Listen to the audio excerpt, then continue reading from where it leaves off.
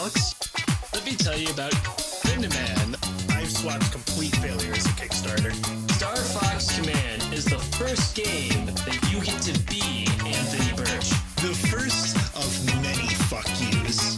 Like a fucking Looney Tunes? Suck. The only stipulation was behave yourself and keep your dick in your pants, and you have not followed through on that. Hey, Alex. Yes, Tad? Let me tell you about Flim-Flam men. See, I just changed it out because I'm going to give the funny bit now instead of earlier, like I was going to. We're professional podcasters, by the way. I've been doing this for 4 years. All right, Alex. So there's a long history of cheaters, liars, and charlatans in the world. Some people lie for power, some for money, and others for prestige. Sometimes you lie about small things, like an embarrassing moment or how much your cut of the podcast money should be. Sometimes we lie about big things, like telling the playground kids how to unlock...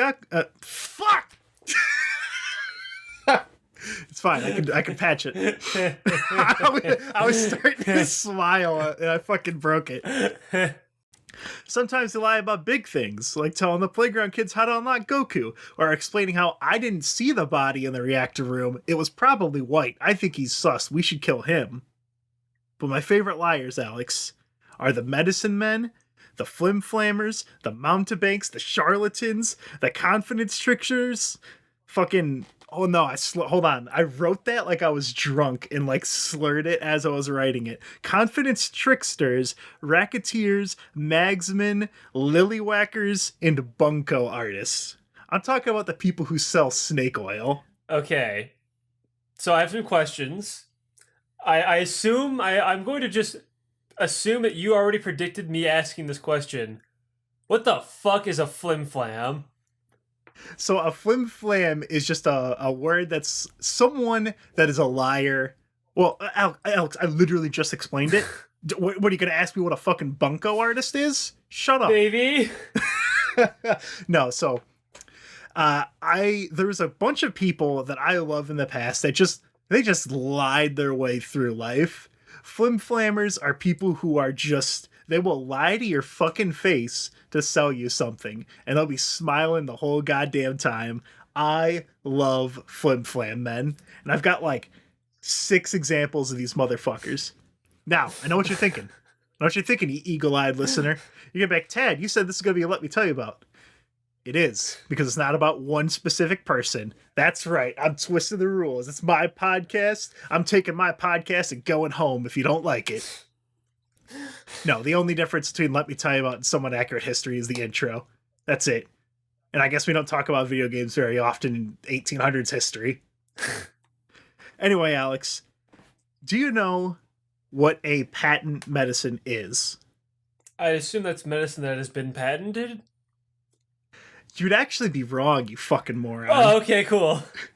They were explicitly not patented. What? So, okay, a patent medicine, what it actually is back in like the kings and queens in Britain, they would have a royal doctor, and the medicine that he like would come up with or treat the king and queen and royalty with, those were patent medicines. So you could say like, hey, our medicine is patented by this dude. This shit works. I use it on the queen. And so they're like, oh, Golf, I'll buy it for 3 quid. You know? Okay. So that's patent medicine. Now, what you do with patent medicine when you're in the United States is you just cheat like dumb dirt farmers out of their hard-earned dirt money. Okay, so I'm going to go out on a limb and say this is illegal now. No, it's actually very much encouraged, but I'll get to that at the end, Alex. No. All right, so... like this kind of stuff, so these medicine shows, they have a really long history. People have been lying and stealing and cheating for a long ass fucking time. Like way back in like the fucking Middle Ages, like 1100 or whatever. Listen, I'm not a date scientist. I don't know when the Middle Ages started. Hustlers have existed since the dawn of fucking currency. Hold on, let me let this fat boy out of my room. I'm gonna let this fat cat out of my room so we can start clawing at the room and want to get back in it fucking immediately. So in the Middle Ages, you have these dudes. You have Joseph Dirtman selling leeches and like silver cyanide shakes at like fairs and marketplaces and shit. You know, other medieval locales where you got dudes playing lutes and you got witchers walking through the street and they're harassing them saying, "Oi, witcher, you fucking frilliness. I'll send you some fucking lead pacifiers for 3 quid." No, But it wasn't until like the 1600s where like people could actually travel places and not get fucking stabbed by rogues and shit.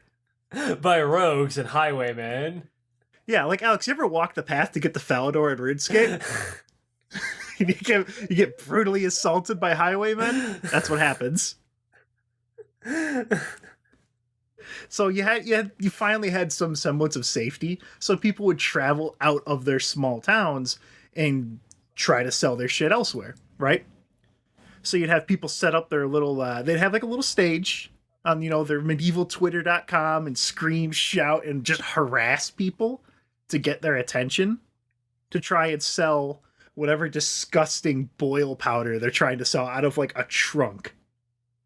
Now, If they didn't have music, oh, go ahead. no, I say I actually know a little bit about these kind of these medicine shows because they've been around for a Oh, very why long don't you time. do the episode then, Mr. Man? I was just gonna say when they were doing this shit, 99% of the time they were just assholes. But there was the 1% chance there was an actual fucking like, I don't want to say a doctor because they wouldn't even call them doctors yet, but there was an actual like smart motherfucker who would try to peddle medicine.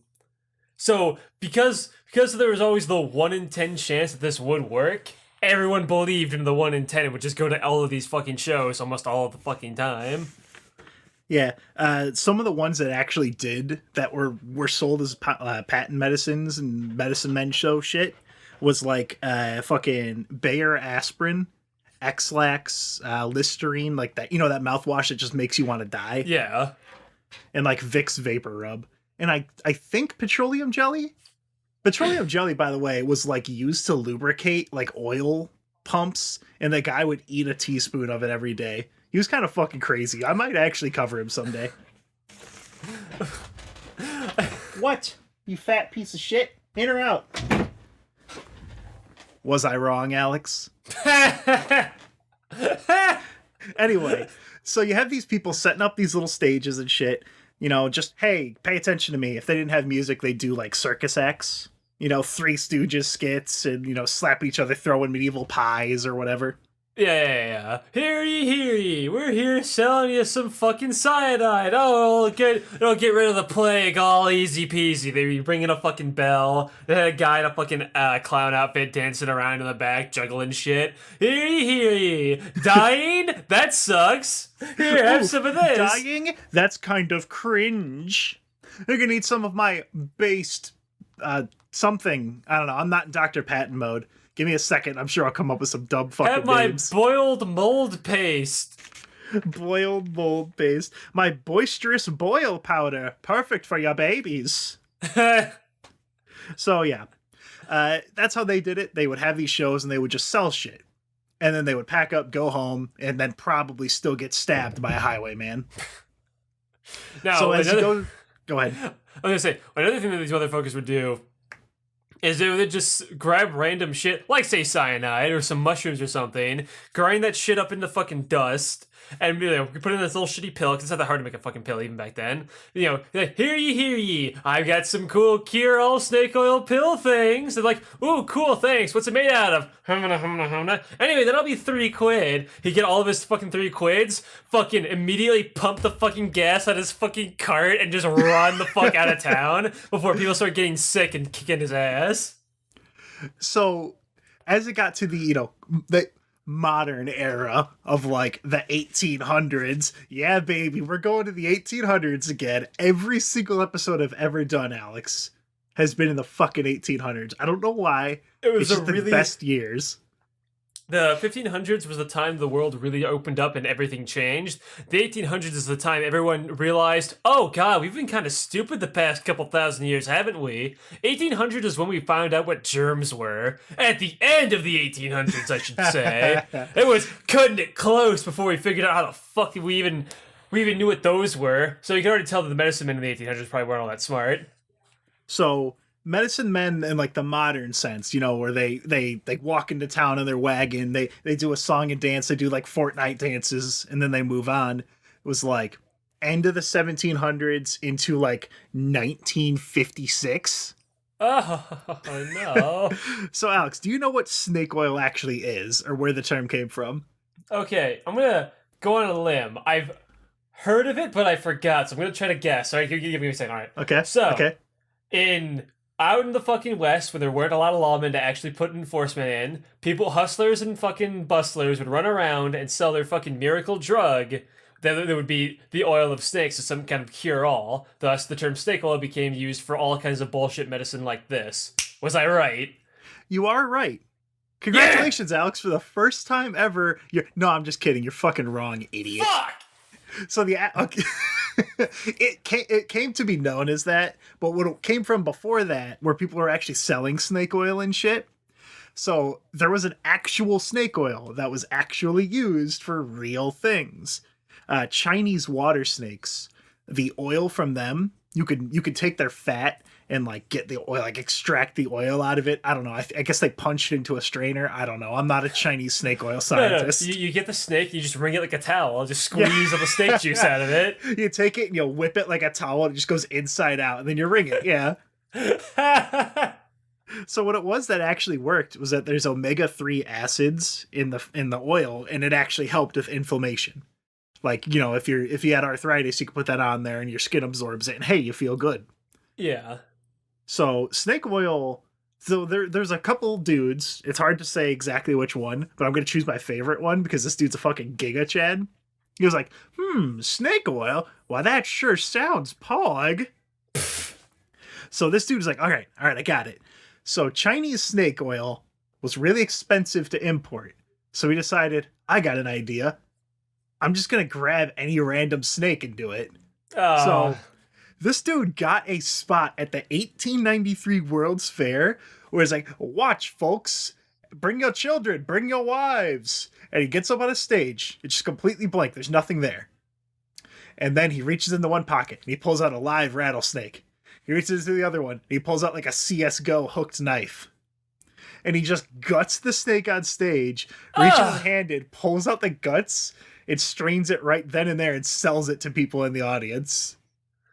So he gutted it on there and just wrung it out, actually on stage. And then people are like, whoa, this shit, poggies. What, they liked it after that? Yeah, they're like, yo, this dude fucks. This is awesome. Because he was, you know, the whole time he was spinning a fucking yarn about how it'll make your dick big and it'll fucking fix your marriage and all this shit.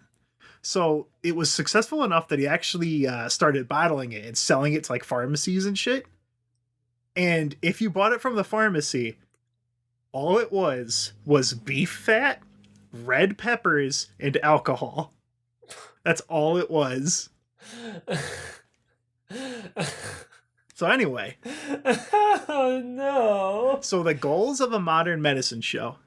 Number one goal above all else is to just sucker these dumb fucks for as much money as you can and get the fuck out and never come back. Yeah. So I'm going to give you this. So step one, set up the stage. You've got, you know, lighting. You'll come into town with your wagons, right? And then you just kind of build everything together. You know, you've got all your actors and all your people. Like, it looks like a fucking TF2 waiting room with people just doing shit to get attention. They'd send out a bunch of flyers. They'd have like scouts go out and mail things to local pharmacies and churches and whatever to get attention, right? Like, hey, you know, we're coming into town. They treat it like a carnival.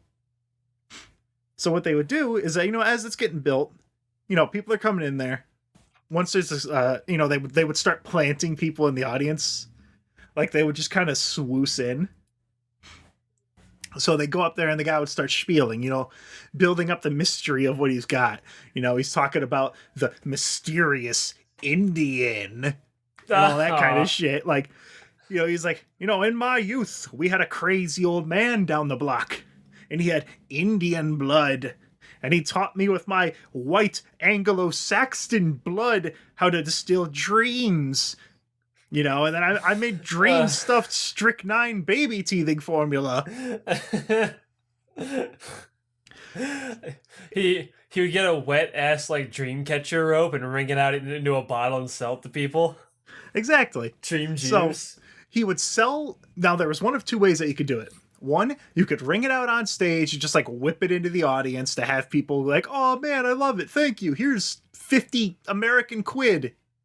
American quid. Fuck off. You could sell it. You could actually sell bottles of stuff, but Alex, that hurts your profit margins. So what was more commonly done was to sell it, like sell like an IOU throughout the show to get at the end. Where it's like, you have someone going down there, you're like, "Oh, you want an order? You want an order?" Like selling fucking hot dogs at a baseball game. And they would take their order, they get a receipt. The receipt's like, "I owe you 2 bottles of, Marty's dick pills." They're called dick pills because they make your brain big because you're like a detective. So they'd have all these people, and then they would have a watchdog. And if the police showed up, they'd close up shop and just bail. Or he'd be like, "All right, folks, now I'm going to go get your items." He steps back, the curtain closes, you hear, it's just him making the noise while whipping his horses, and the fucking stage falls over. So they just fucking cheese it. I like how I gave them more credit, or I said they still gave them a product, and sometimes they just fucking didn't. They would Patchy the Pirate them. They were the lost episode of SpongeBob, all right? So there's some really cool terms I found that I fucking love about these medicine men. So, the person that was giving the spiel, his nickname was a grinder. Oh, And the places where they would con these morons was called grind joints. They would sometimes get an actual doctor, and the doctor would be called the boozer. And they'd be called the boozer because more often than not, they lost their medical license because they were a fucking alcoholic. Uh-huh. My favorite one is a trailer. So what a trailer is that these medicine shows are so popular, you had dudes trailing behind them, like 10 minutes behind them, setting up like popcorns, not the equivalent of popcorn stands and like hot dogs to sell to people because they wouldn't have food at the medicine shows, but he'd be right here mooching off of them. It's like how you ever notice how whenever there's a Walmart, there's usually like a mini mall right next to it. Yeah. So what a lot of companies do, Walmart spends a lot to find optimal places to put buildings. So other companies will just go, "Oh, there's a Walmart there? Okay, build ours here." Yeah. They just mooch. So I'm going to give you a few example events at these fucking medicine shows. All right, let me get my paper ready here. So some of them, they would do baptisms, like in a bottle. So you'd have a guy come up on stage like, "You there, sir, you're not affiliated with me in any way, shape, or form." And you just come up there and he'd be like, "My God, I'm possessed by a demon." And you just start flailing on the ground. And then he'd just throw horse piss at him. And he's like, "I'm cured." And then drink it and smile and sell it to these rubes. Some of the more legit things they would do would be like museums. So museums started in the US. They existed in other places like Britain and France and, all the hoity-toity places. "Oi, mate, come in here and look at the Mona Lisa for 5 quid.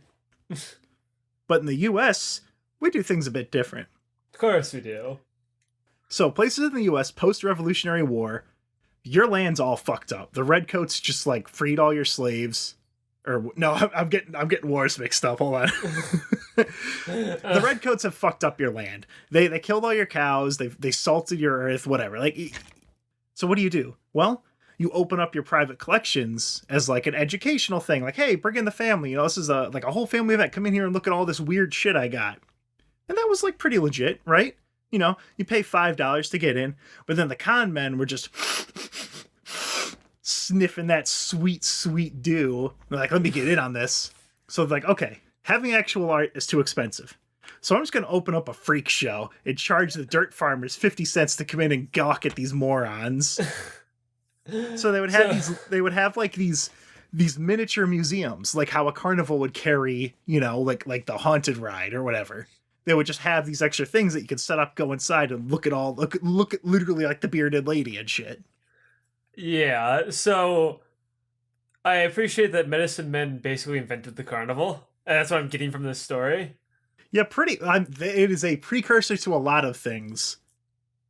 Like advertising. Most of the shit that they advertised with, which I'll touch on a few of them later, we still do. Like, this is where it came from, and we're like, oh, that shit works, and we just never stopped. They would have, like, these cool freak shows where they'd have, like, pay 10 cents and see a two-headed cow, or I saw one that was the glass-eating Negro. That's not... They would show dragon fossils, too, which were just, like, seashells. But, I mean, if you're in fucking Iowa, you've never seen an ocean in your life. You don't know what a fucking nautilus looks like. Or they'd have a bearded lady to address your fears about your sexuality and what she represents. My God! Apparently bearded ladies, I found this in my research, were like... Okay, have you ever heard about a long, long time ago where people were posting articles where they were butthurt about how the queen is the most powerful chess piece in, like, chess? It was the same kind of thing. I swear to God, this is a real thing. People were writing, like, articles in newspapers where they're like, it's feminism...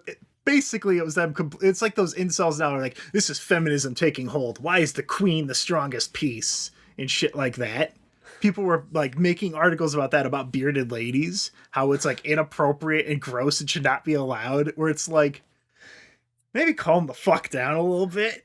Oh, no, Will Lady has a beard. It's not special to you anymore. They're encroaching on your masculinity. I'm actually glad you brought that up. So I say it every episode, but remember, we've literally not changed.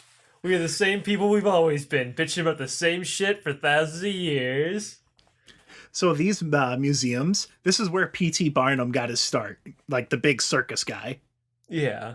Because he was doing shit like, he was more legit than, come look at the dragon fossils, where it's just like a fucking monkey brain. Barnum, I assume, was like, hey, let's actually put on like a show. Yeah, he made... Because here's the thing about being a con man, Alex. You can't go back to a town that you already grinded out. P.T. Barnum could. He could do circles and hit a bunch of places. And, like, people would be happy and they wouldn't try to fucking stab him with pitchforks. Some of the other cool ones that would happen, there was Wild West shows, which was just about exploiting Indians. There was a famous guy who would do a bunch of them. His name was Buffalo Bill. There was this famous guy who exploited a lot of Indians. Yeah, there's a lot of exploitation of Native Americans in this story, Alex. It's pretty cool. There were some good old-fashioned minstrel shows. That's pretty cool. We're not satisfied with just making fun of Native Americans. Temperance Plays are also a thing, where in the 1800s had the second wave of temperance, where, no more alcohol. The third wave was the Prohibition, where you had NASCAR and, like, mobsters. This is the one before that. So medicine shows, I mean, you might be able to guess why medicine shows are really popular during that time based on what kind of concoctions you could buy. Because they were 99% alcohol. I like how like all the pieces are fitting together here, right? You can see how just everything that is today is because of these assholes. So one of my favorites snake oils that came out during this time was Hadacol. It was one of the bigger ones. There was a bunch of little ones, but as time went on, people kind of wisened up to some of the wackier ones that were claiming to do like everything. So they had to start getting a little bit more creative. So Hadikall, its big gimmick was that it was endorsed by Louisiana State Senator Dudley LeBlanc. And this dude, by the way, was not a doctor. He had no medical knowledge. This was his. He created this. Okay. So, okay. I'm going to tell you his story as to how he invented Hadacol, and this is how he told it. He hurt his foot, and he went to the doctor. The doctor was like, oh, yes, your foot hurts. Let me go get something from the other room. The doctor leaves the room, and he sees a bottle on the shelf, and he just steals it. And that's how he invented Hadacol. What? He just stole it because people were saying, how did you invent this? How did you invent this? You're not a doctor. So he just said he stole it from a doctor, and people are like, all right, I guess. Sure, fuck it. So Hadacol is 75% alcohol, and then 25% don't worry about it. Okay. So I assume you know what it's actually made out of, right? Yeah, so Hadacol, it's sometimes because things weren't as precise back then, you could get Hadacol bottles that were that fucking alcohol filled, but it was majority alcohol and then some like herbs and spices, like they were making fucking KFC. You got Hadacol and then 11 herbs and spices. So the thing that really pushed Hadacol was its advertising. So you had you're flipping through, you're flipping through your newspaper, which is like ye old snake bite times, how to know when to kill your children because they sprained their ankle or something, right? That level of medical knowledge. Yeah. And you would see these advertisements that had testimonials.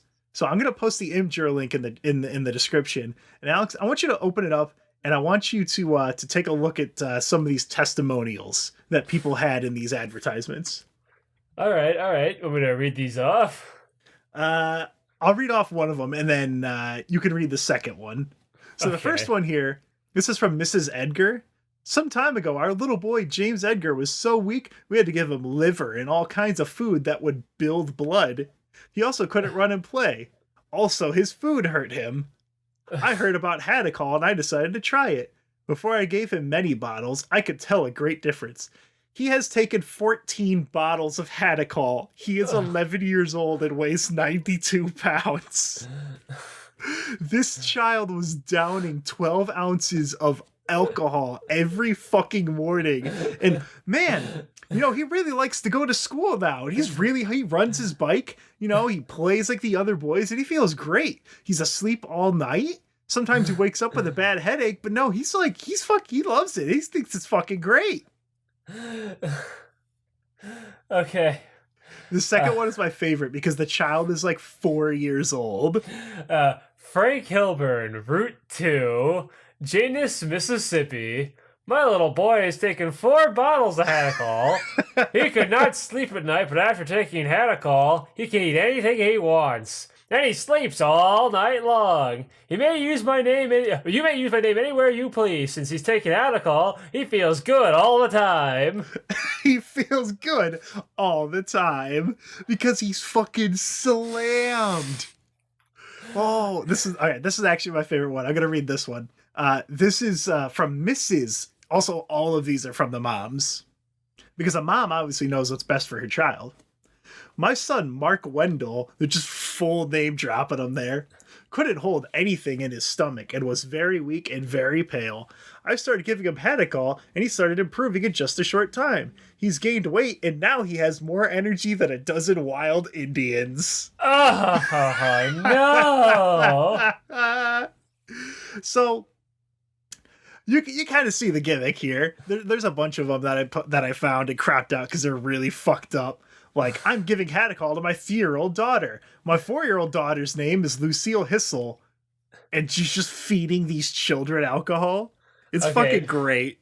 So I appreciate that all of them do say one thing that's consistent, is that their child sleeps really well, because, they're drunk. Get my child out of here. Now, honestly, there might have been like 1 or 2 of these testimonies that were real, and the rest were just total bullshit. You'd be like, he feels good all the time. He feels great. He just loves it, He gets really cranky when he doesn't have it, but I mean, besides that, he's really great. He says it tastes just like Grandpa's night-night juice. So, Alex, by the way, where do you think the name Hadacol comes from? Because you're not going to believe it. Okay. Hold on. Hold on. I'm gonna get it. First try, all right? I'm activating my fucking Professor X Factor right now. He had a coal in his hand when he was making the name. And he said Hadacol. You're close. So the name Hadacol comes from when someone asked him, he said, well, I had to call it something. I'm gonna kick. Who is this guy? Can I kick him in the fucking nuts? Louisiana State Senator Dudley LeBlanc. He's just a real piece of shit. If we have any Louisiana fans here, please, I don't know, just collectively go kill yourselves or something. I don't know, fuck you.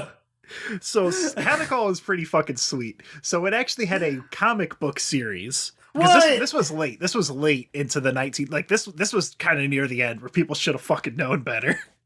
So there was Captain Hadacol, which was just this blatant Superman ripoff. The comic, I read it, Alex. It's fucking Kino, dude. So, you know how high effort He-Man was? So imagine having a 9-page long with 8 pages of advertisements comic book, and you reuse 6 fucking panels. So Hadacall's superpower is that whenever there is danger, he would just run away, leaving the children to be murdered by like cowboys and shit, and then drink some alcohol and come back as Captain Hadacall. What sold me on this fucking comic is there's this kid who is wearing a shirt that says Hadacall and has a picture of himself on it, because you can buy that fucking shirt from the comic book. What? And the shirt glows in the dark, which, Alex, I don't know if you know this about 1950s glowing in the dark. You ever heard of the Radium Girls? Oh, no. There's some people, there were these girls, and they were painting glow-in-the-dark watches with radium, which is how you did glow in the dark, and they all got horrifying mouth cancer. So you could, and by the way, the only way to get these shirts was to turn in box tabs from Hadacol. So here's how his business cycle works. Kids, you know, they're reading this comic book. They're like, oh man, I sure do love Hadacol, Mom. Can I get some Hadacol? They get it. And there are other prizes you could get too. Like, so you could turn in your box tabs and get a shirt that will poison you and kill you almost instantly. Oh boy, my favorite. Or, all right, so you could collect box tabs of medicine, you know, quote unquote medicine. And if you get enough, you can redeem them for a gun. What? You can okay, hold on. So much alcohol, you could get a gun, or you could get a Shetland pony. Okay, back it up. Okay. So you've read the comic. I assume you know the prices. How many Yes. bottles of Hadacol would it take to get a gun? It was like 30 bottles of Hadacol. Hadacol, after you adjust for inflation, is about like $25 a bottle. So honestly, that's not like a bad fucking deal. Like, that's actually pretty good. But Alex, you could get a gun, or you could get a Shetland pony. How much was the pony? The pony was cheaper than the gun. What? That's Here's how bullshit. so you get this pony, right? You're living in like Philadelphia in the 1950s in the suburb, and you drank enough alcohol to afford yourself a malnourished, fucked up, diseased pony, and then you have to drink more alcohol to get the gun to put it out of its fucking misery because you got a horse from a fucking catalog for medicine. I can't imagine those horses were like treated well. Oh no, they're like goldfish at a fucking carnival. That's what medicine is. Okay, I gotta put a pause to the episode. Can I see a picture of Captain Hadacol? Yeah, you can just Google it. I I can't Google stop it. you. I will literally Google it like Captain Hadacol. Viewers at home can Google it as well. He looks like fucking Cowboy Hank. Yo! That kid looks like Archie! Look at this shit! Yeah, Alex, they did not give a shit. This is the He-Mans of comic books, dude. Yo! Like, it would have like, hey kids, tell your parents to read these testimonials, and then it would go back to like the same 6 to 9 frames that they've used throughout the whole comic.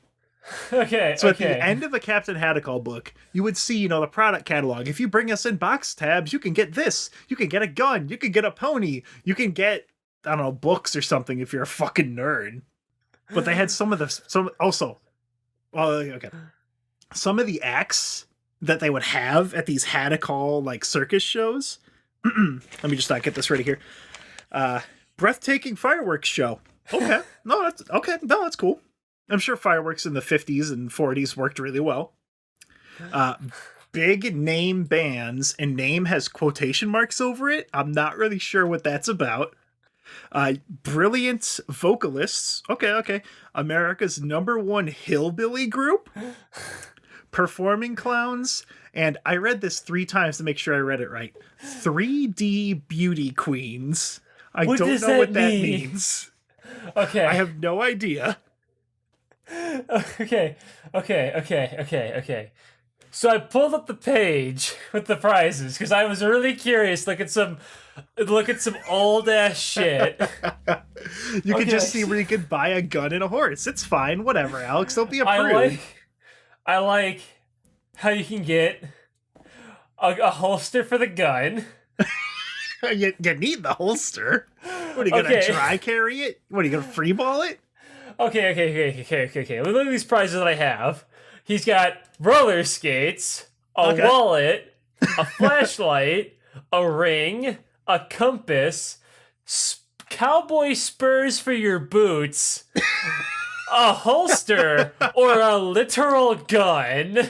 Alex, just imagine the Hadacol king. Like, you're walking down the street and you see, like, you hear ching, ching, ching, and he's roller skating at you with his fucking gun holster, his spurs on there that are hitting the ground and sending fucking sparks. He fucking calls in his loyal steed, and the steed just falls on its side and dies. He's like out of my way. He's skating past you with the spurs dragging on the ground. He's got his compass in his hand and his flashlight to lead his way. I'm on a mission. And he just goes off the fucking ravine. He lands, breaks his legs, drinks some Hadacol. His legs magically heal themselves. Like Meet the Medic, where the scout fixes his teeth.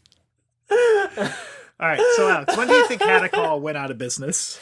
Okay. So 2004. this is America. It never went out of business.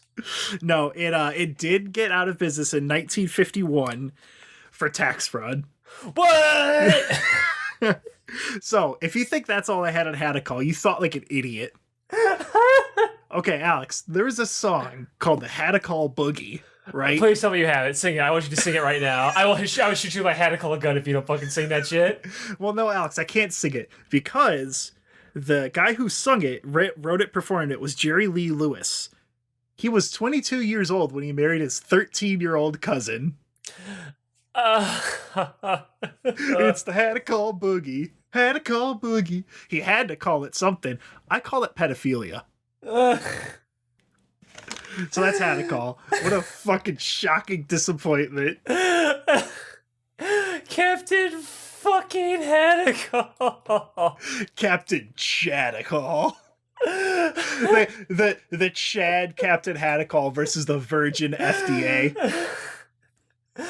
Okay. So I back it up. This is made up by the fucking governor of Louisiana, right? A senator. A senator of Louisiana made a bullshit drug of alcohol and random fucking plants. He grinded up. And Also, gave correction. It could be very heavy, but usually it was 30% alcohol. Anyway, continue. It wasn't Okay, always 60% if you're I was lucky. gonna say, because vodka is pretty fucking high on there. He was just dishing out. They were just drinking hand sanitizer, dude. Drinking hand sanitizer. Alex, do you want to hear some more horrible things that we did in the past? Okay, yeah. I'm sorry. I'm still focused on this fucking comic character. Keep going. I'm loving this. All right, Alex. So let's talk about the Kickapoo Indian show. I don't like the sound of that.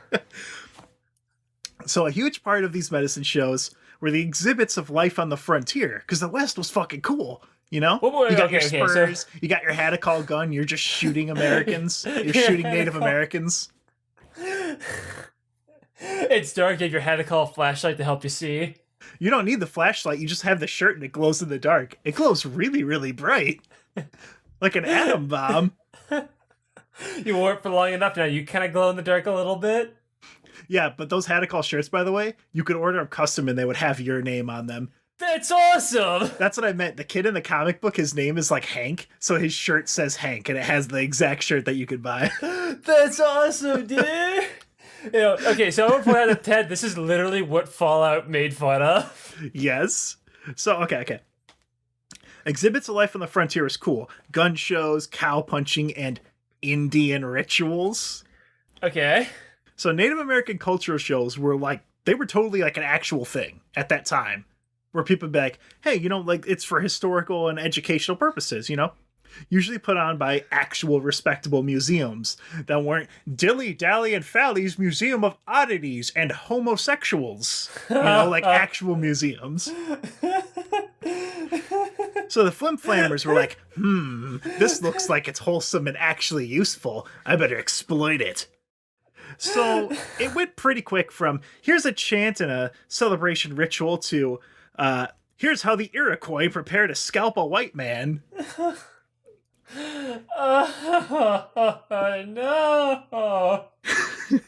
No, you can't do that. So the Kickapoo Indian show was the most prestigious and real due to their use of only Aboriginal, which I had to double check this is actually the right word, Aboriginal Native American performers. So they would hire an Indian agent to oversee each of their camps, which, by the way, they would set up little powwows and everyone would go in the tent and they would watch them do horribly racist things. It'd just be a bunch of teepees. So they would roll up into town. They'd literally be doing like the hand over your mouth, like wah wah wah wah wah wah wah thing, and like jumping around with feathers in their head. And there's like one actual Native American, like Delaware Indian, who's just fucking nursing a migraine, trying not to pay attention. So they'd show up in town and they just set up all these fucking teepees. They'd have everyone go in there and they put on these shows, right? It was free to enter. And then they would just stop it and have an intermission where it's like, hey, buy my bullshit, right? Oh my god, this reminds me of a fucking TV show I watched. Holy shit. Have you ever seen Strangers with Candy? No. What? Oh my god, there's this old fucking show. I think it was like Comedy Central. It's this old live action show. It's weird. It's like the first show Stephen Colbert was ever in. Okay. It's a super old show. My mother fucking loved that show, because of course my mom would fucking love the show. It was a show about this like 40-year-old drugged up prostitute who dropped out of high school and went back to finish high school, but she's still like 40 and like a hooker. I think I've seen this show. So she's just this horrible like trashy person that just ruins everyone's lives around her. But there was this fucking thing where they do a college, like, of what college life will be, and the guy's in, like, a little, like carnival hat and, like, cane. He's like, hey there, you ready to see the future of your lives? Well, step on in! And they have these, like, shitty little animatronics, like, looping things, like these little, the businessmen with, like, briefcases and ties, like, I just traded all my stocks for cocaine! Give me your money! Give me your money! And the one that always gets me is the doctor, who said, like, the doctor's like, I have replaced your heart with a baboon! Give me your money! Give me your money! And she's like, wow, I can't believe that's what being a doctor is like. That's what this is reminding me of. It's reminding me of the shitty fucking show. So just remember, Alex, the Kickapoo Indian show was probably one of the more legit ones, too. Oh, okay, so the Kickapoo Indian ones is the one where we had one Native American guy and then like all the white dudes jumping around doing the blah blah blah blah thing, right? Yeah. So what I'm thinking of, I'm sorry, I have to keep going. I'm thinking of, he's in the middle. They're walking down like the like a parade of white guys running around in body paint, jumping around, doing the fucking Indian thing, like the Peter Pan guys, singing What Made the Red Man Red. The guy in the center's got his big fucking feather hat. He's going, with his head is, fingers between his nose. He looks over to the left, grabs his bottle of Hadacol and just chugs it. He's gonna eat a lot of Hadacol for today. Well, Alex, he wouldn't be drinking Hadacol. He'd be drinking genuine Kickapoo Sagwa. What was Sagwa? Please tell me. Oh, sorry, we'll what was the genuine? In a second. I have a whole fucking paragraph on what Sagwa is. Oh, God. So, where they made most of their money, yes, you know, they'd have their intermissions where they sold you stuff. But what they would do is that they would send people to just harass pharmacists to stock their fucking medication. So they would go out there and they would just berate them to fucking sell their garbage. Some of the stuff that they would sell would be the Kickapoo Skin Salve, which is just like, I don't know, it was probably actually kind of legit. It was probably just like green tea and whatever. It just made you feel good. All right. The Kickapoo Worm Killer, which was fucking awesome. Because the way that they would introduce that is they would have a patsy in the audience who would go up on stage and they would fucking chest burster like an alien, and they would have like a wire and they would just rip the worm out of his like fucking jacket. They'd be like, my God, the worm's out. And then no one questioned the fact that he was still alive when he had a fucking chest. It's fine, whatever. Kickapoo Worm Killer. It would go flying on the stage. Like, you remember when we watched Eraserhead and that lady with the big cheeks? I was thinking of Eraserhead. The lady of the radiator just boo doo doo doo doo doo doo squish. Buy my Kickapoo worm killer. So their most famous product. It's approved by a real life-sized actual Indian. It's like the picture is him like, hey, how are ya? You know, and then like they move it down and he's got these huge fucking bags. He's got a giant headdress on that's like trailing on the ground. So Alex, their most famous product, which claims to be able to kill anything. Genuine Kickapoo Sagwa. Okay. I have to ask. Was Sagwa a made-up term or was it based on something? Oh, it's based, all right. And when it killed something, was it likely to splash it like holy water, or did you just have to make the target consume it? Don't listen. Listen, Alex. It's a secret and traditional Indian necessity. Okay. They didn't know, did they? No, they didn't know. Some of their advertisements said that Kickapoo Sagwa is as crucial as an Indian's gun, horse, and blanket. Which, I'll be honest, that's fucked up to bring blankets into this, dude. A low blow. It's so Indian that you want to know who they had on the cover of it? A white guy? They had Buffalo Bill.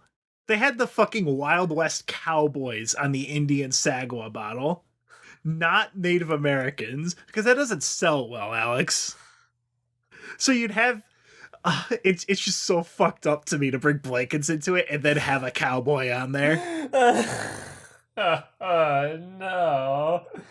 So I'm learning is, okay, this was in the 1900s. At this point, it was still 1800s. This is me bouncing back. I'm kind of bouncing.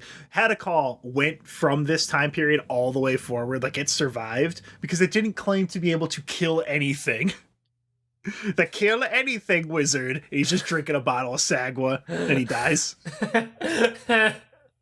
So Sagwa, it is the great Indian medicine, Alex. It cures all diseases from your impure blood. It cures... Let me go ahead and quote this here. Let me shake my paper again for the third time.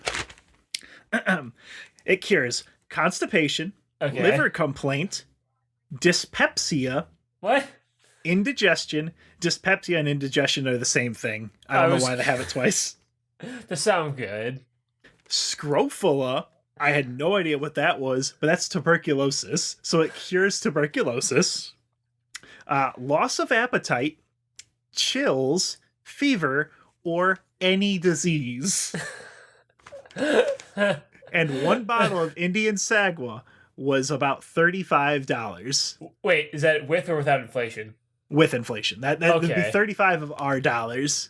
Okay. So it reminds me... Ah, fuck. I was gonna say it reminds me of tuberculin, but that actually kind of worked in a fucked up way, though.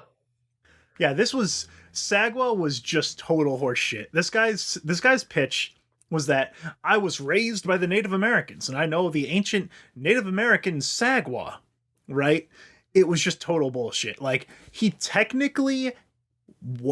there was a thing back in those times where sometimes people would just they would leave society and they would like actually like move in with like a Native American tribe and be like, oh, hey, white man. Yeah, sure. Come on in. I'm sure this won't go badly. And, you know, they would actually like be raised with them and they would learn from them and shit. Right.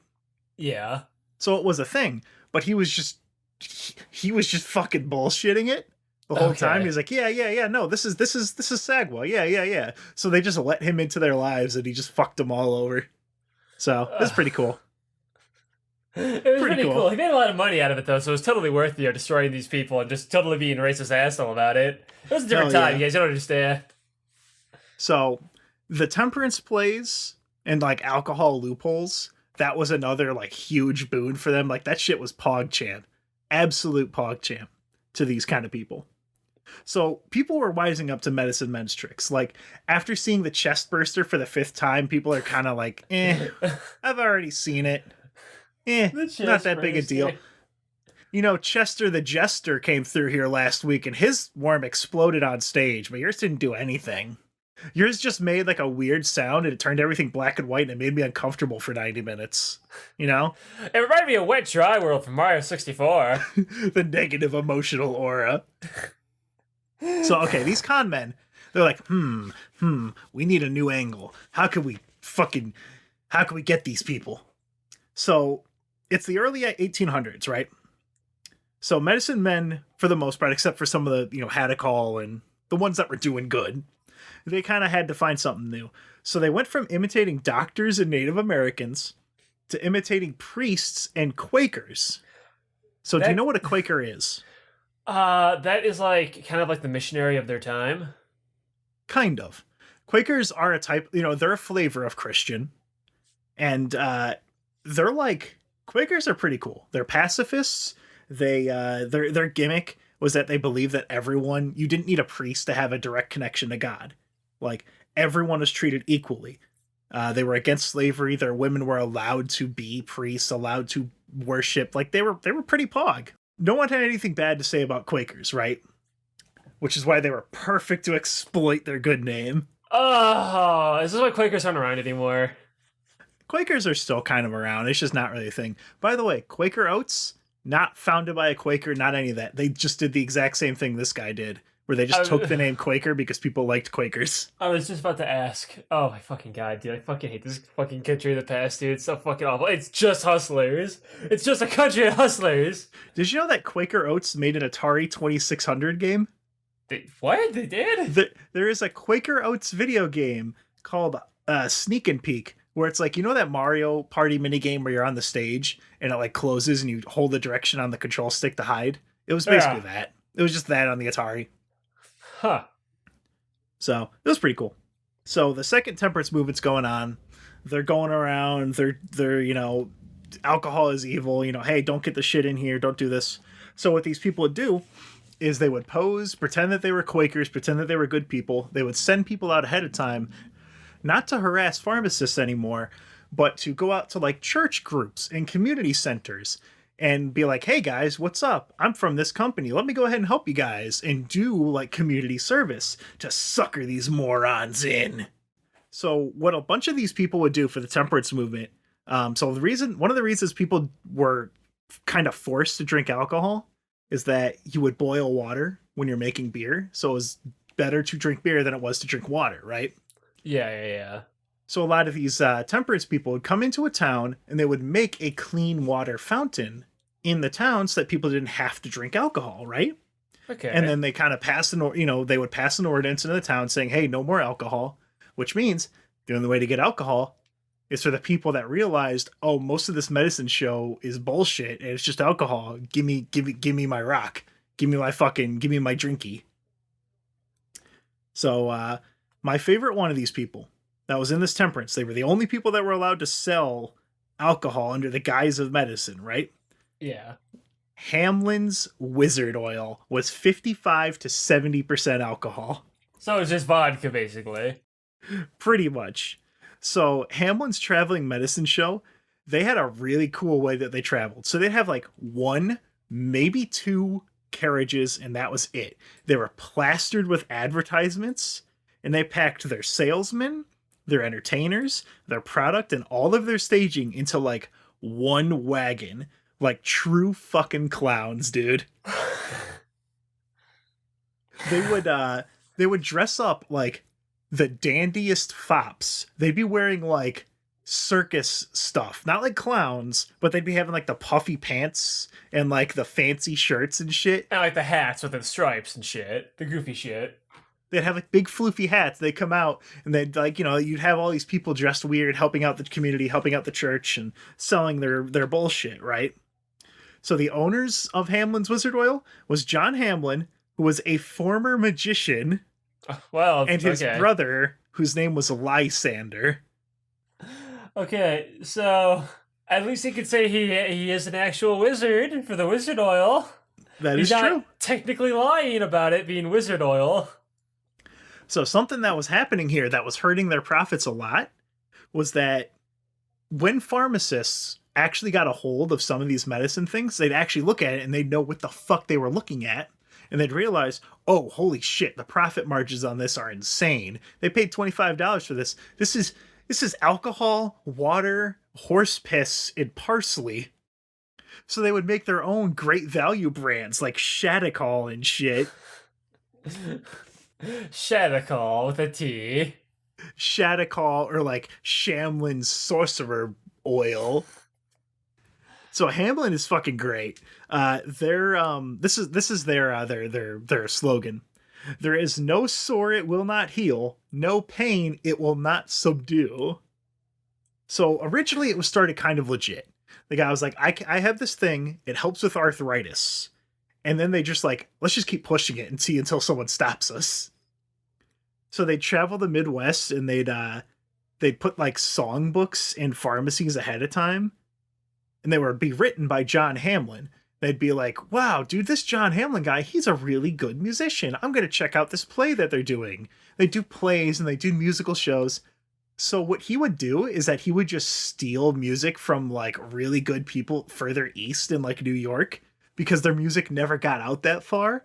And he would just say that he wrote it. So he'd show up and it'd be like me just showing up like, Alex, check out this cool song. So I'm in this band. We call ourselves the Beatles. Dude, check out this song I made. Oh, God, what a fucking shit show. Other thing he would do is he would publish newspaper articles that were all like really funny. And people be like, John Hamlin, I love him. He's great. Yeah, he just stole those from some guy in Iowa. He just copied that guy's newspapers and just put them in his own. Just sent them to places that hadn't seen it yet. It was fucked up. So this actually fell apart in 1906. It lasted that long. Do you want to know what? Okay, Alex, I'm going to give you one chance to guess what made Hamlin's Wizard Oil go out of business. Let me guess. Tax fraud again. No, I'll give you one more chance. Okay. He wasn't a licensed magician. He was a freelancer. Well, it's not illegal to be a magician. It's the fucking 1800s, Ted. It's 1900s. All right, I don't know what happened.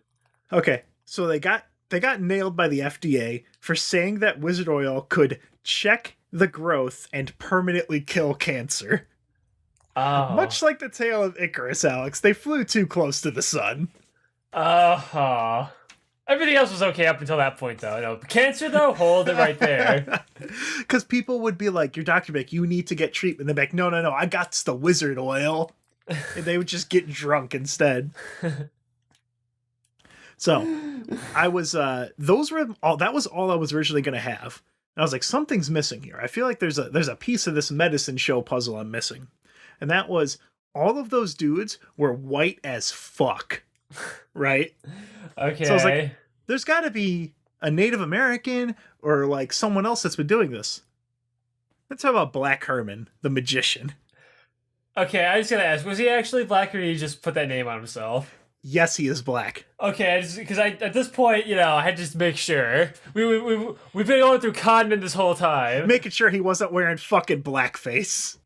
Look, Ted, I would have believed it at this point, all right? There was a guy who said he was raised by Native Americans and sold fucking sagwa to people, all right? I imagine this guy, he's like, what could be my gimmick? He sees some charcoal on the ground? By God, that's it! So Benjamin Rucker was this guy's name. He was also a magician, just like John Hamlin. And he was actually, he was black. He was the apprentice of a magician named Prince Herman in the, you guessed it, late 1800s into the early 1900s. And Prince Herman died under mysterious circumstances. Maybe. I don't know. I'm making that up. But I imagine he just like disappeared. He like had him under the cloak and went, "Whatcha?" And he just disappeared and he's gone forever. He went to the bye-bye zone. So he was like, you know what? This guy was kind of pog. And he took the name of Black Herman to Prince Herman, Black Herman. So this dude, him and Prince Herman would travel around and sell they would sell snake oil. They go to different places, sell it, but then once the guy died, he kind of went like, yo, this snake oil is kind of fucked up. I'm going to see if I can get rid of this, and I want to try and do these shows without having to sell bullshit. So he was one of the only few people that would perform in the North to a mixed audience and to the South in a black only audience. He was performing in both sides. So he would sell his snake oil. He did the snake oil for a bit, but his snake oil was based on voodoo and Negro secrets. He would sell it as a secret African remedy, which is just alcohol with like parsley and pepper and just common shit, right? But I mean, he kind of went like, I don't like this. So he kind of cut that out early on, right? And he just started going hard in the magic. So he would show white people African secrets, like how his people would escape the ropes of slavers and how to levitate himself. This dude was born in the fucking East Coast. He was not born in Africa.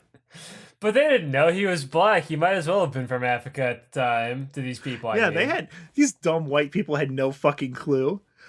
When I read that he showed them how to untie ropes with Negro magic to escape slavers, I could not function for the next like hour. Okay, listen, Tad. Is he an asshole or a genius? Because think about it. No. I'm going to set the situation up for Black Herman. I'm going all in on the genius thing for Black Herman right now. He looks to his left. He sees all the white people. He looks to his right, sees all the black people. Looks in the mirror, he's like, I am not white, but I can definitely sell to these white people because they don't know what the right side over there looks like and acts like. So he just started just said, and he could just make up some bullshit and just say, oh yeah, black people do it. And they would be like, oh, okay. He makes a good point. Because he's black, they're just gonna roll with it. Because, I mean, if the black guy says the black people do it, back then they would just fucking believe it. He's in. I'm doing the finger quote things. He's in. So once he stopped selling snake oil entirely, he started actually making a name for himself. That was because, he was one of the only dudes that could perform in the North and the South. And once he stopped conning people, he could actually return to places and like come back and not get fucking lynched. Because people are like, yo, it's Black Herman. Check this shit out. It is totally Pepe hands. Yo, Black Herman, look, I'm just like you guys. I'm escaping from slavers with this trick. Slavers don't want you to know this. One weird trick. So he would do normal magic tricks like he would cover his assistant with a cloth, and the cloth had a wire that would go to his outline. Like he would press down on it. Yeah. And then the guy would just like go down into the table and he would levitate the cloth, right? Yeah. So, it looked like he was, you get it. It's a magic show. It's an illusion. Yeah. He had a trick that I thought was galaxy brain, universe brain. Let me hear it. So he would show up to places and he would designate an area as his Black Herman's private graveyard for voodoo magics. Okay. So what he would do is that he would go like, watch as I bury myself. And he would get into the coffin and his assistants would throw a bunch of dirt on him. And then he was just in the coffin. He was like, all right, boys, see you in 7 days. What? So then he would Kill Bill 1-inch punch his way out of the coffin and go into like a secret lair, pop up, and then just go to a neighboring town and perform there and just keep doing that. Get back there on the 7th day, crawling through his hole, reverse Kill Bill punch his way back in, and then pop out, and then just go, this way, my friends, and lead them to a theater and finish his show. So he would hop out and then he would hop out of this grave after 7 days of being buried alive, having swindled the rest of the area, like in the other towns, because people weren't fucking going around and checking these things out. Like you would not travel to nearby towns back then. Like you didn't really want to. So he would hop out and then he would finish the magic show. So that was his signature trick, is that he would die, and then come back. So when he actually did die on stage, when he had a heart attack, people were like, this dude, Black Herman, at it again with the fake heart attack. Ooh, check this shit out. So no one believed that he was dead. To the point where people like kept following him, and his assistant, like at the funeral home, got so fucking sick of it He's like, okay, fine. You want to fucking do this? Give me 10 cents. Yeah, go look at Black Herman. Yeah, sure, go poke him with a pin. I don't give a fuck. He's dead. And he would charge people 10 cents to look at Black Herman. Uh-huh. The dude's pretty fucking awesome. I like Black Herman a lot. Everybody, next trick. Oh, he just falls over dead. Some of these medicine show guys, like Black Herman, put a bunch of money back into like his home community. Even like Hamlin, he would put money into like, I think it was like the Chicago Theater. It was just like this crappy little shitty place, but then he would like bring money home. And like Black Herman lived in a, so I don't know if you know this about New York, but there's like brownstones, which are like all these little apartment buildings. He owned an entire brownstone, which was like unheard of for a black dude, right? Yeah. Black Herman's awesome. The other ones, may, depending on your level of acceptance and tolerance, they're pretty awesome, I guess. So how did these fucking medicine shows go on for so long? They went from like early 1800s, like 1840, all the way up to like fucking 1950 something, dude. Like, how did this shit last so goddamn long? So the reason it took so long is, so you have activists that were like, I am so sick of these motherfuckers. I am so sick of them doing all this shit. Let's put a stop to it. And they would make committees that were like, hey, the Sagwa, horse shit, don't drink it.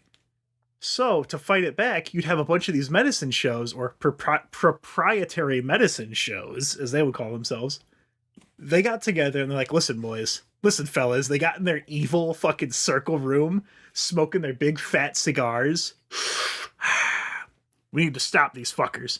So they would team up with the press to not publish any of like these activists, like their stories against them, because the press was making fat fucking stacks from all the advertising money that these people would pay in to put their shit in newspapers, right? So they had the bribing power and support of the press, so it took a very fucking long time for people to actually find out in a wider sense what was in these fucking medicine things.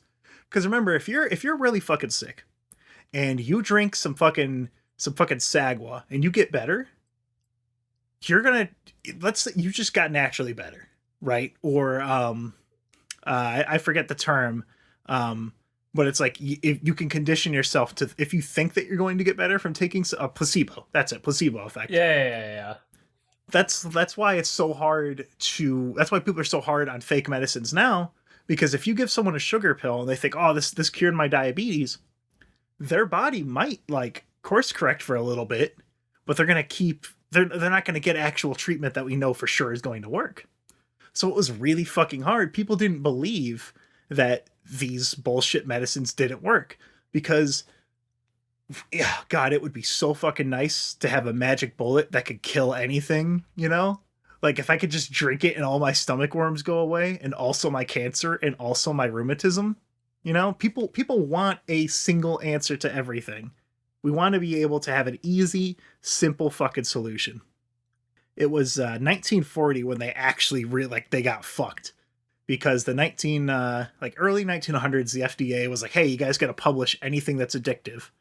And that backfired because now it just said on the bottle that it was 70% alcohol, and people are like, oh yeah, fuck yeah, let's do this. Right? Or, oh shit, this has got opium? Hell yeah. And people didn't really give a shit. It's like putting the parental warnings on CDs. But it was 1940. That was when they really got fucked, because the FDA was like, if you're selling a medication, you have to list every fucking ingredient in it. And then people realized that it was alcohol, fucking grass clippings, and like bug farts. And that's all it was. And also, people weren't going to medicine shows because you had fucking radios and you had like television coming up soon. Like you don't have to go that far. You don't have to drive 6 hours from Meemaw and Peepaw's farm to go watch the fucking like the goats fight in the big city. You could just get your entertainment elsewhere. So it's a good thing that all these medicines are gone now, Alex. You don't have these fake medicines. Have you tried essential oils? What about Gwyneth Paltrow's goop? Did you see Dr. Oz last night? You know, he showed me how to get rid of my cottage cheese like discharge from my vagina. the one thing I've ever seen of Dr. Oz. I walked in and my mom was watching it, and that's what he fucking said. And I immediately left the room. He said, "This is how we get rid of cottage cheese like discharge from the vagina." And then a picture came up on screen, and I just fucking turned around and left. So yeah, medicine shows, we still have them. We still have essential oils. We still have fucking powered JO crystals to fight disease. We still have people want to believe in an easy answer to these things so fucking hard that they're like, yeah, no, it's true. Yeah, this will fix that. Don't worry about it. Just because it's not called Indian Sagwa doesn't mean that it's not some fucking horse shit. So, I'm surprised you didn't bring this up, but I remember, this is where dentists and shit did a lot of the things too, were in live shows. Barbers and dentistry used to go hand in hand for some stupid reason. Back then, you had to actually have like a straight razor, so you had to have a really steady hand. So, I mean, it's just, 1-2 week class, and you can become a fucking surgeon. Yeah, I remember, I fucking read about this forever ago. I'm sorry, I actually watched Extra Credits do a thing on dentist history, because I was at work eating snacks, and I'm like, fuck, I'll watch that sounds awesome. And, I'm gonna try to remember, I'm gonna paraphrase this super hard, but it was like, dentists and barbers used to be the same job. They would do their shows and do shit in public on like a chair. You'd lean back, they'd cut your hair, and also just drill into your teeth. Why the fuck not? And that's actually why barbers have that striped pole. It was supposed to be because they did the two professions. That's what it originally used to symbolize. You got the bloody rags, and then you got the normal ones. So you're fine. Whatever. Get your hair cut, and also, hopefully, I specifically remember, speaking of the shows, was another thing they brought up was an example of the guy who made anesthesia. He had to do a live demonstration of it, but it didn't work because they didn't know at the time that different people in different body shapes, aka fat people, needed more anesthesia for it to kick in. So when it didn't work, people booed him as a charlatan and started throwing shit at him. But he was right; he just didn't know it. Yeah, originally, I was going to bring up some of the stuff like the traveling lobotomies and things like that, but I thought it would be better to keep the... Yeah, we used to just travel around. They would take a hammer and a pick and just if you had a troublesome uncle that was a burden on the family, we'll just lobotomize him so he just stares at the wall and just eats cornflakes, doesn't do anything. That was just something that we did. That was pretty cool, huh? Yeah, pretty cool. Just mental health care pre 2005. But I thought it would be better to keep this more narrow. I was worried it would be really short, so I had a bunch of extra shit that luckily I don't need to put in here, and I can save for later. Hold on, let me get this little fucking bitch inside. Cat, I hate you so much. Come here. You fat little bitch. You fat little bitch. That's me slapping my cat. Slap your cat. Okay, so... Until he says cookie, I'll do everything I want to him. Say cookie into the microphone, cat. Do it. Alright, he's not doing it. So, yeah, this is a fun episode. Check out that fucking Imgur album. Check out the Captain Hadacol comic book. You will not be disappointed.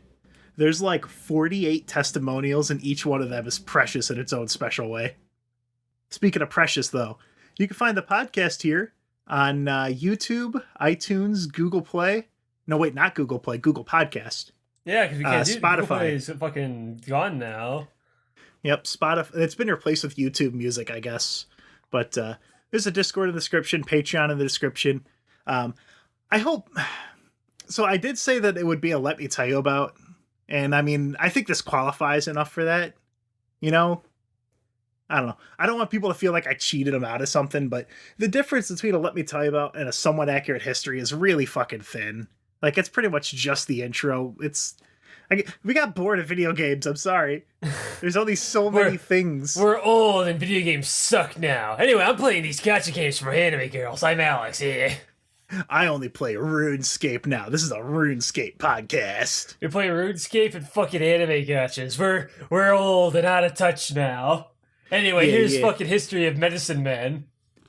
Yeah, so the last thing I want to say about this is you can use our promo code GooBoys to get 50% off of essential oils at Etsy.com. essential oils, crystals, and fucking chakra alignment material. Check it out, Alex. It's pretty cool. It'll solve your fucking cancer. It'll fix your gout. It'll make you smarter, because I know you have a problem with that, Alex. Shut up, fuck you. All right, goodbye, everyone.